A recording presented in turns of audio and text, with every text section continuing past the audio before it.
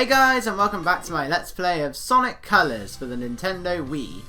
And as we begin our run through all of the S ranks and red rings of Starlight Carnival through its incredibly long, beautiful but not at all interactive opening, there are two things I just want to apologise for in advance. Firstly, my voice. The West Country accent for British people is already not a great one, and somehow I made it worse. No, okay, maybe. I've been suffering from a cold, but hopefully my voice has, for the most part, improved. And that brings me to the second point. If I hope I don't go into a bit of a coughing fit during all of this, but I can't make any promises. However, nobody likes to hear that sound. I will try and mute it out if anything happens, but again, no promises. In fact, I think I can already feel one coming now. But let's see how long I can go before it actually happens. So anyway, we are here in Starlight Carnival, so we're going after all of the red rings and the S ranks and, oh my god, Tropical Resort. That didn't take me very long at all. I can't remember exactly how long it was. I remember the video being about 37 minutes long or something like that. That's excluding all my first attempts at the first act. This one, however, this ended up being about an hour and 3/4 long. Again, I'm restarting the video, restarting the recording every time I fail the first level, and then I just keep going after that. Just let it be and then edit out all the failed attempts. And yeah, that's how long this took, and the vast majority of that all took place within Act 2 and Act 6. Oh, those levels were an absolute pain to try and get the S rank in. And well, in some cases it was the S. In Act 2's case, it was the red rings. In Act 6's case, it was the S rank. It's quite simple to get the S rank and the red rings individually, but trying to get them all together in some of these levels can be a nightmare. And that's how I found it to be here.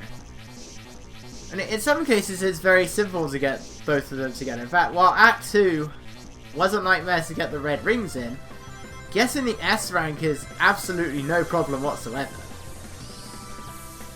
But in the case of Act 6, you're given such a small amount of time before the time up thing appears. I'll get more into that when we actually get to Act 6.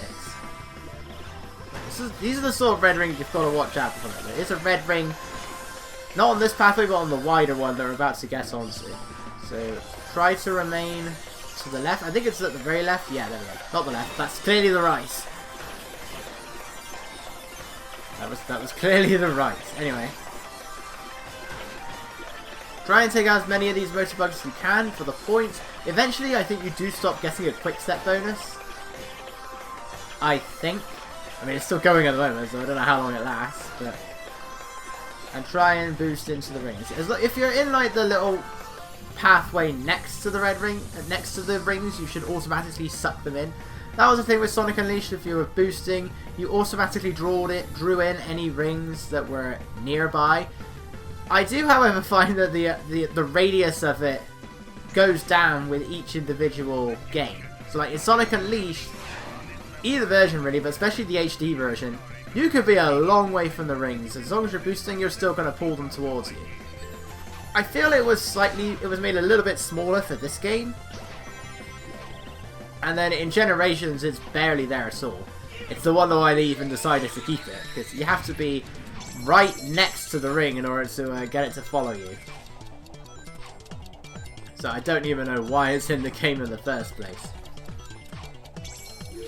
So Starlight Carnival is going to have you make strong use of the Cube Wisp, at least in these first few acts. So you've got to watch out. The main places you want to be are where you can see that there are some blue rings underneath the blocks. And that means that when you transform, the one that's already a block is going to turn into a ring, and vice versa, so you can use them as platforms. If you want to make this a lot faster, try and boost onto the middle one. Otherwise you're going to be going from first to the third to the middle. It takes forever. Right, I already got this one on the initial playthrough. So just hold on to that. Don't get crushed. and then get to the end. It is perfectly possible just to boost through all of this in one go, and try not to accidentally grab all of the rings, otherwise you're stuck. Well, you're not stuck, but you can't get the red ring anymore. Of course, the cube wisp is above the spring. It's annoying how it deactivates every time you go up it. So what is the point of that? Why does it deactivate? I think they might have just tried to make it like a race against time, do it before the meter runs out. But no, we're just going to keep draining the meter and have you recollect the cube. Wow, I missed so many of those rings.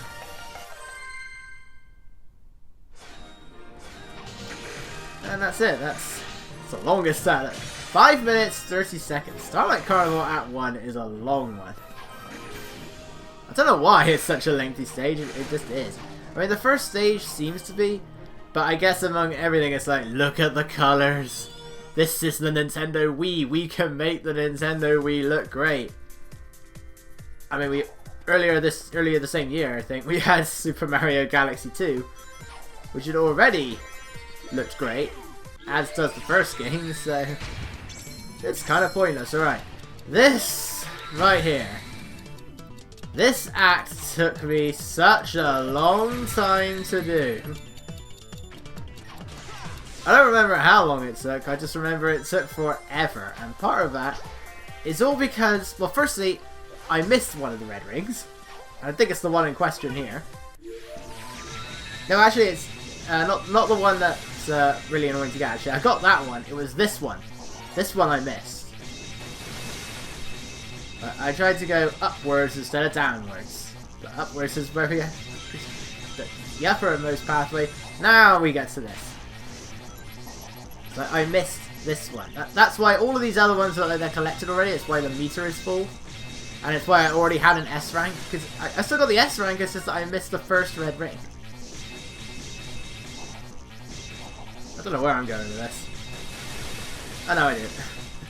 Just try and break as many of these containers as you possibly can. And then you can do this. You don't need to actually break all of these crates. You're already going to have plenty of points. The problem is just you have to be so quick and precise with certain things you do with the Spike Wisp. You've also got to really mind your timing here. I don't know if you actually need to hold on to your ring bonus, but it's best that you try to. You can use those to try and get back up, to try to make sure you don't accidentally destroy those crates. Because if you haven't got up here yet, well then you're not getting that Spike Wisp to get to this red ring. Yeah, like that. So now there's no turning back, Sonic. Right, this one. Gotta be so quick. Spin dash and jump. I don't know how I did not get hurt there, but somehow I avoided it. That's the thing.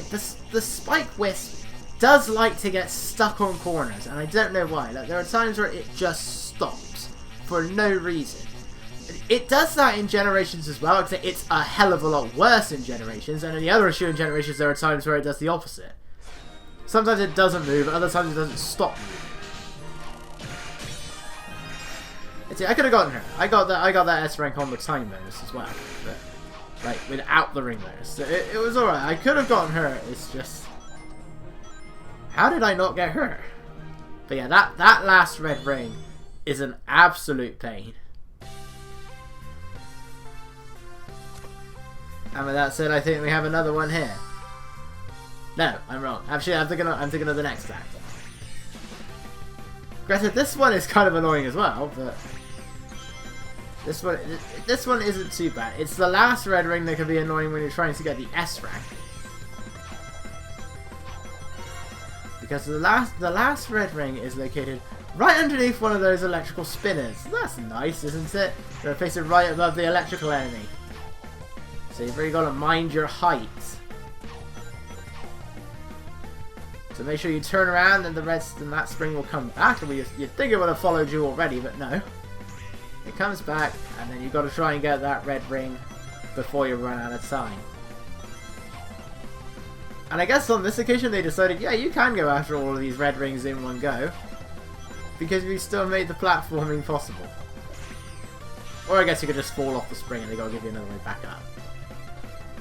Which is better than having that thing where suddenly the ground is no longer there as you keep going up. Which I really hated in Jungle Zone in 8-bit Sonic 1. The Master System at least, because it doesn't do that on the Game Gear version. I don't get that. I mean, I'm grateful with the screen crunch, but I don't get that.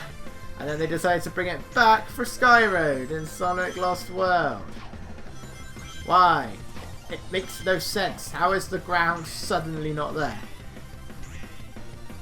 Thankfully, we don't have to worry about that here, because it's literally just the ground is not there. Even though we know that Sonic is perfectly capable of falling down enormous heights, because he jumps right off the egg carrier in Sonic Adventure and lands flat on his face, and he is perfectly fine. I mean, it must injure him a bit because his recovery animation is horrible, but I think that's just Sonic Adventure in general. Because the animations in Sonic Adventure are horrible. But we also know that he falls from a great height in Sonic Unleashed, and yeah, what we can only assume is Light Gaia sort of stops him, but he still falls from a great height after that. Face first, head stuck in the ground, perfectly fine. He's worse than Mario. No one's worse than Mario. He can fall from any height he wants in Super Mario Odyssey, but he can't fall more than his own height in Donkey Kong. It makes no sense, I don't understand it. And then he takes damage in Sunshine and 64. How does that work? Damn you, inconsistency. Right, so here we have another one of the most annoying red rings to get in the game. But I say what, actually I think it's 2 red rings. Firstly, what are these things? I don't think, they're not named as far as I'm aware. If there is a name, I don't know what it is. They're never named in the game itself. Like, what are these things? What are they shooting out? What is this? So anyway, just gotta try and wait for them to finish their attacks, which is kind of annoying to do on these next ones where this other red ring is located. So try to wait it out. Unfortunately, the location of that one is kind of annoying. Though it's very easy to try. You might think, okay, if I just double jump to try and get that red ring, don't, or you will homing attack onto that pulley and you will most likely get hurt as a result. Right, so we gotta use Frenzy. And you gotta make use of Frenzy's jump. Which is easier said than done. Because once you've fallen down, you're not getting it back up. So that's our first red ring. And then the last one is right at the end. But the jump with Frenzy can be extremely delayed, and it's a good thing you don't have to jump for that last one, because I barely touched that. But the jump for Frenzy is really delayed. And that's why that is easily one of my least favourite red... well, 2 of my least favourite red rings in the entire game. The second one is worse than the first, for obvious reasons. You have to go a hell of a lot further. But it's surprisingly difficult to actually do that. You wouldn't think so, but with how delayed the Frenzy's jump is, it is surprisingly hard to do. Right, once again, try to quick step when you can. You do slow down when you're not holding forward on this, but it doesn't really matter, you're still going forward in the end. I'm guessing you can get through it a little bit faster, but Sonic does. Or maybe he's just going at the same speed, it's just... he goes into his sort of jogging animation. But whichever, just keep quick stepping, avoid the lasers, grab the rings. I do wish that there was a moment where you could boost into robots to knock them into the aero chasers, but you never get to do that in this game. Unleashed? Yes. Generations? Yes. Colors? No. Never get to do any of that here, just avoid them. You never get to destroy them or anything. Here, and this is where we're going to be making strong use of the Hover Wisp. However, the first thing we want to do is turn around. You don't need the robots, you can just about double jump up here. It's tight to do, but it is possible. And then use the Spike Twist to make your way back. I love Eggman's quote here. Please make your way to the viewing area for the Lightspeed Parade. And there goes the Lightspeed Parade. But yeah, that was Lightspeed, alright. Sonic, where are you going? Like I said, it gets stuck on the corners. Like that. I barely made that because it got stuck on that last corner as well. I just barely made that. So let's see if we can have more success now. Of course we do. Again, this is where you've got... No, I'll take it to the next set because the Hover Wisp is invincible when you're doing the Lightspeed Dash. And it's those things, just up there, yeah, like that, that's what happens. You're not invincible when that happens, but you're invincible when dashing. That was close. So as long as you're ascending, when Sonic transforms, he does gain additional height. But yeah, I hate these chemical plant things in this game. Weirdly, they are some of the only enemies that you can't jump on. The enemy that originated in Sonic 2, where your only two methods of destroying it were to spin dash or to jump on it, cannot be jumped on. How does that... Why? Why? Why can't you jump on them? They're enemies of Sonic 2 and they lie there flat on the ground. Of all the enemies, that should be the one I should be able to jump on. But no, you can't. I didn't try stomping on them, but you have to boost into them, I know that. But I don't know if stomping works. But it's like, why? Why can't I jump on them? And they're all placed in ways that makes them really hard to avoid because they're either right at the end of a ring trail or there is no ring trail for you to use the Lightspeed Dash on. And they can fire at different trajectories. Like they can almost flat out drop them or they can fire them far away. And it makes those bombs really hard to avoid.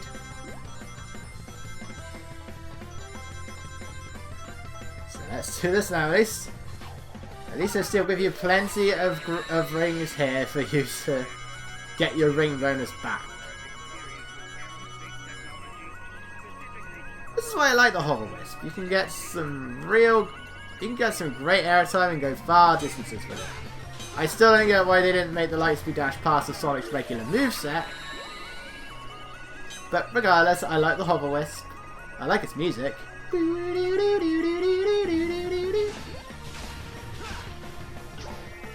It doesn't sound quite that scary, but anyway. See, I like doing it. This, you know, I know in the end it's still just the Lightspeed Dash. But there's something oddly satisfying about watching this thing just go along long trails of rings. I really don't know why. But there's just something satisfying about watching the Hover Wisp go long distances along the rings. The ability would later be taken away because in Sonic Lost World you use the light. Now the Hover Wisp is weirdly, it's in Sonic Forces, not Lost World. In Sonic Forces, the Hover Wisp is there. But I don't even remember what it allows you to do. I know it has like a machine gun for an attack, but I don't remember what its other power was. Because it's the Lightning Wisp that allows you to use the Lightspeed Dash. Utterly destroying the frame rate in the process. I really don't remember what the Hover Wisp allows you to do now in Sonic Forces. And what I do remember though? The pain that it was trying to get the S rank in this stage. So again, getting all of the red rings, pretty easy. Every single one of them requires the hover. But trying to get all of them and the S rank at the same time, oh my god. So the time up for this stage is 2.5 minutes. 2 minutes 30.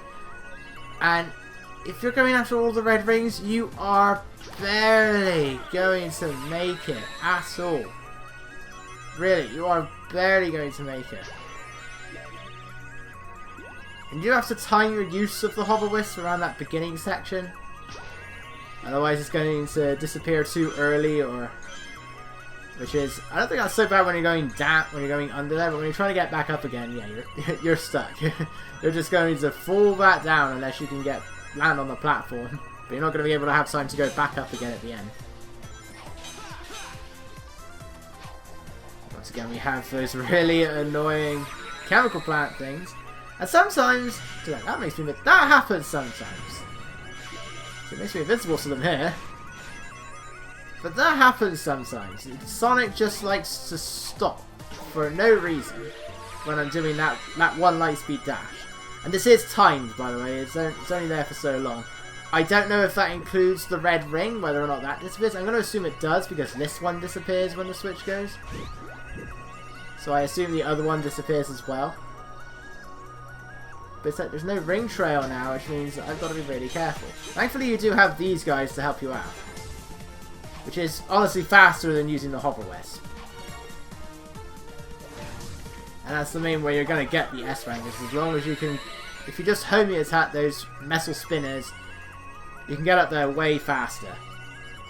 And it's your only chance. I got hit. Thankfully, it's not really a problem. You don't need to worry about ring bonus here. All I need to do is just barely get up there. Look at that. 2 minutes 29:43. I already got the S rank this time, so it wasn't a problem. I don't know what I did differently, because my previous attempts, I didn't get the S rank.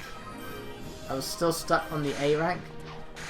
So I don't know what I did differently that time compared to all of the others. So I would have been safe regardless, but it is such a difficult thing to not get the time bonus and avoid the red ring at the same time. I don't know why I made that edit there either. I mean, I did fail at this at one point. I did die. Usually I tend to leave the stage and come back in so that the loading screen is there for me to put the rank over. I guess I didn't do that this time, but I decided to keep that in. I don't know. I edited this before I got the cold. So it's been about a week since I've seen this footage. So we want to try and keep using the laser for this thing. I think it does depend on what part of it you attack that determines what you're going to get out of it. It's like if I didn't use... If I didn't attack it in the right place, I think you've got to do like a certain amount of damage. So destroying this thing, that doesn't deal enough damage for it to drop the laser. Whereas if I attack, say, the thing on the side that gives it stability, then I would have been fine. Thankfully it's okay if you don't get the laser wisp immediately. But I think also your distance here determines it as well. If you're too far away, you're just going to get the boost to allow you to catch up. If you're too close, it's not going to drop as much debris down. And I guess just because you're too close, I guess, so that's it. So, and that is likely going to include... That could include any wisp actually. It might not get any wisps at all. That time I just plain miss. That's the real issue that comes from using the laser wisp. It looks so similar to the other wisps. Whereas the orange I find sticks out a bit. Anyway, that's the Frigate Orkan, I think was the name of that one. Scullion, I think was the other one. Whatever. Just got to try and make enough use of the laser wisp. But even though I didn't, I was still able to get the S rank on my ring bonus. Simple trick to these ones is don't get hit. Don't get hit during the Frigate battles and you should be okay as long as you defeat them fast enough, use the wisps, and you should be fine. Alright then, next up we're heading into the Sweet Mountain. So I will see you guys